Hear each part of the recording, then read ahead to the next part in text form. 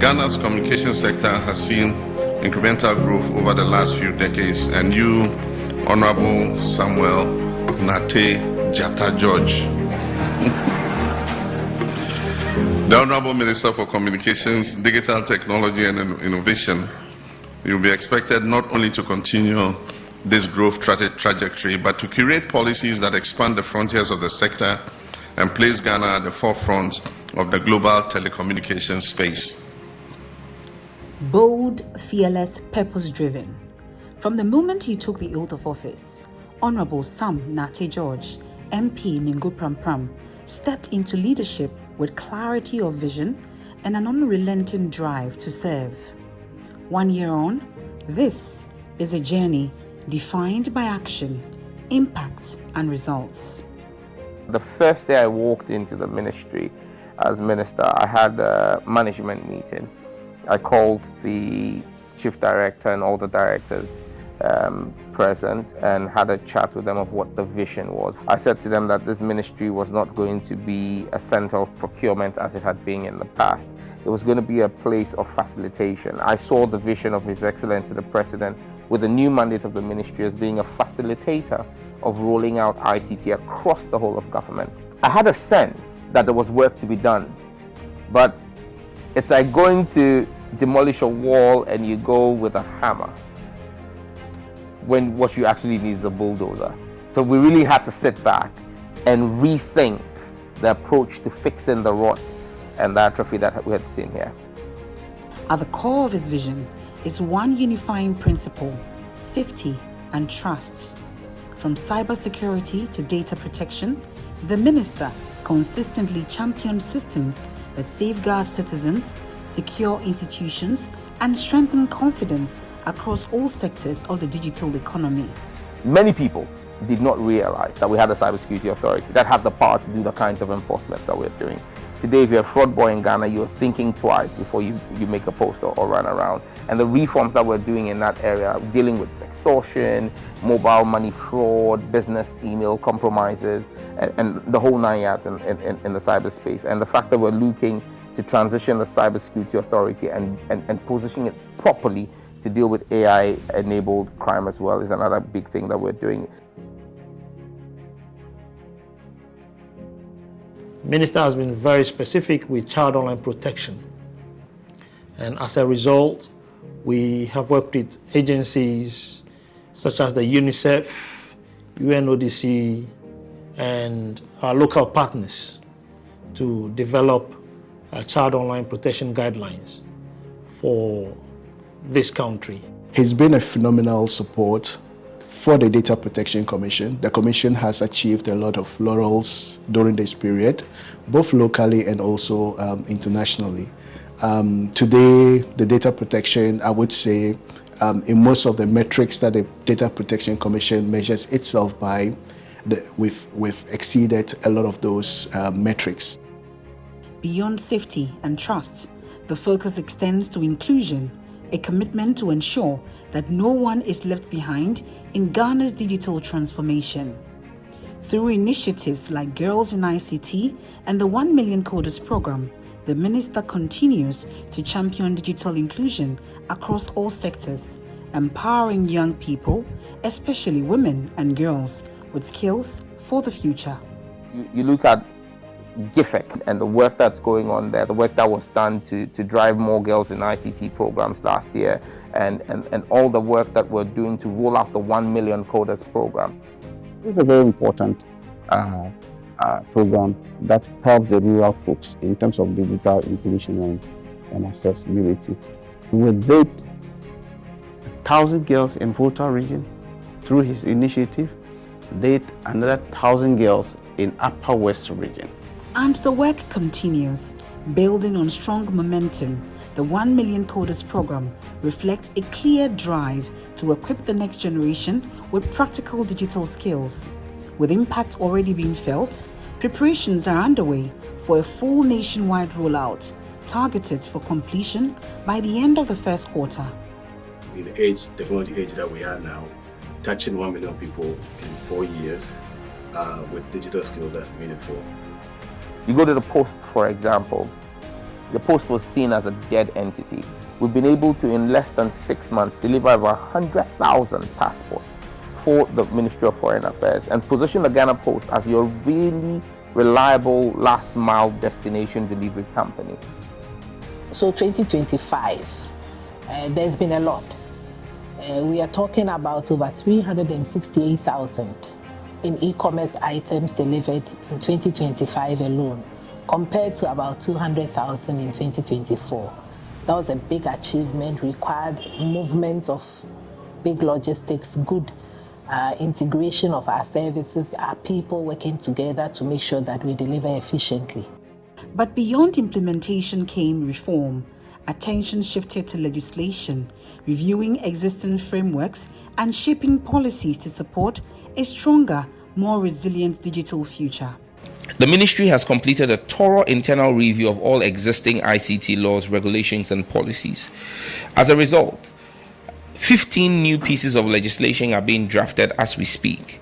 I dare say that at no point in time in the history of our country has any ministry worked on 15 new pieces of legislation at the same time. The minister's leadership in directing the review of all the sector legislation is something that we have embraced, and it's going to go a long way to help us, deliver on our mandate.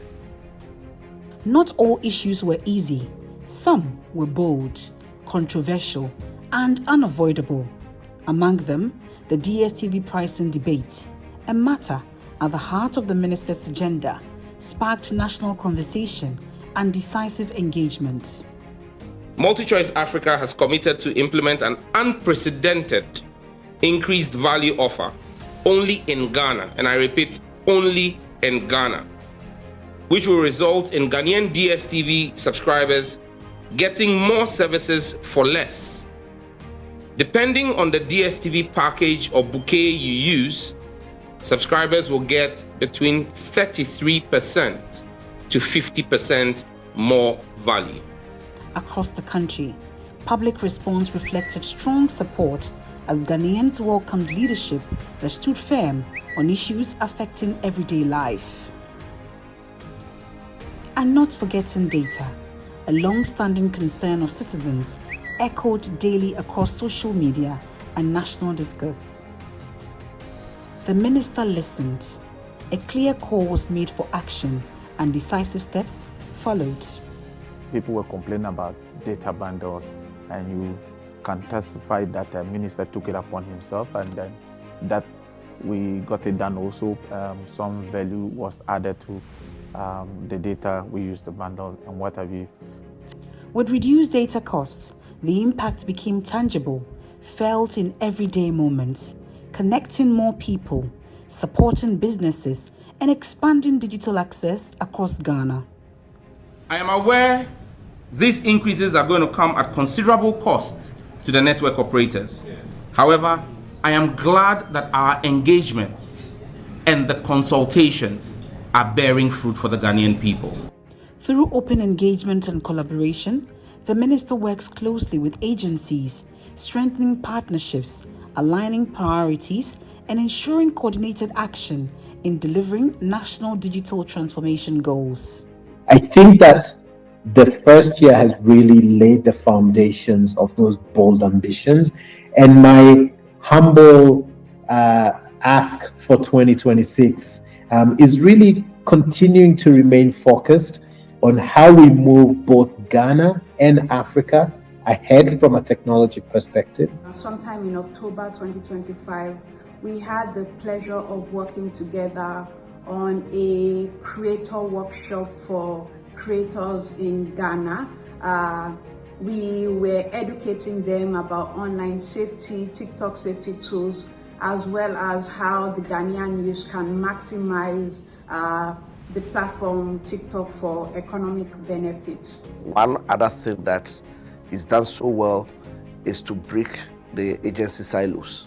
Now I sit at NITA and I know what NCA is doing, and I know what they are doing fits into what I'm supposed to do. He has tasked GMET and National Communication Authority to ensure that common alerting protocol is operational He has tasked NCA to work with GMET to get all the telcos or the necessary platforms so that when GMET comes out with this warning, every citizen in Ghana will have access to this warning. One of the things we did in the ministry was that the Honorable Minister brought together all the agencies under the ministry, just so that we do not find acts, legislation overlapping.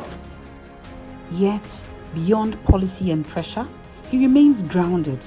Despite the demands of office, Honorable Sam Nartey George continues to build strong interpersonal relationships, valuing people as much as progress. The minister, I see him to be one of the faithful servants. Yes, one of the faithful servants. One of the transparent and then accountable minister I've come across so far. My relationship with the minister has been fantastic. He's somebody who is very lovely to him. People, you may have a different perception about him when you are not closer to him, but I can tell you, Sam George is a very lovely person to be with. Because me Mo, he's a very lovely person to be with. He's fantastic. He's a very, very fantastic guy. Very brave. He says it as it is. And you know, when it is white, to him, he will tell you it is white. The minister, when he is focused on something, don't cross his path. Yes, that's how I see him, and that brings results. He is pleasant to work with because he's candid. Candid is one word to describe him. He's been superb. He's been superb as a leader. Workaholic. I would describe him as an action-oriented minister. Delivery-oriented. He wants to see results. I think you should allow me a lot more words than just one word. And it's only because he has clear direction of what the Ministry of Communication should be doing and achieving. I mean, his clarity of purpose, his knowledge of the sector is admirable. This has been 1 year of bold decisions, 1 year of listening, action and delivery. This has been the first year of Honorable Sam Nartey George in office, and the journey continues. A lot of work will happen this year, but it's only possible because the team I've been blessed with has done a lot of foundational work last year, and we can look with optimism at what this year holds for us. It's going to be a promising year. Then we're going to be Jim. We